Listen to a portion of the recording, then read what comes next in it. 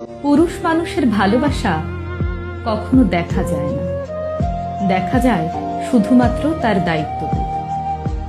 যে মানুষটা রোজ খেয়াল করে আপনার খোঁজ রাখে, আপনি খেয়েছেন কিনা, আপনার শরীর ভালো কিনা, এই প্রশ্নগুলো বারবার করে, সেই মানুষটার সবটা জুড়ে আপনি থাকেন। যে মানুষটা কথায় কথায় আপনাকে ভালোবাসি বলে না, শুধুমাত্র আপনার জন্ম তারিখটা মনে রেখে আপনার প্রিয় চুড়ি, ফুল আর টিপের পাতা নিয়ে আসে, সে আনরোমান্টিক না, সে শুধু আপনাকে বোঝাতে চায় না।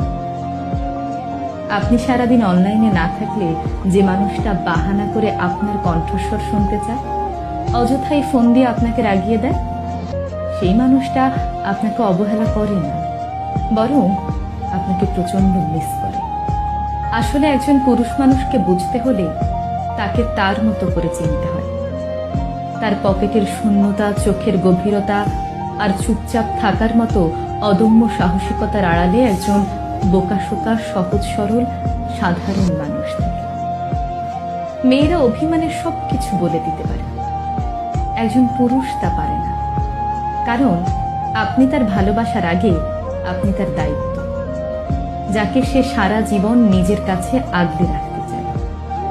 শুধু মুখ ফুটে বলতে চায় না তার ঠিক কতটা জুড়ে আপনি।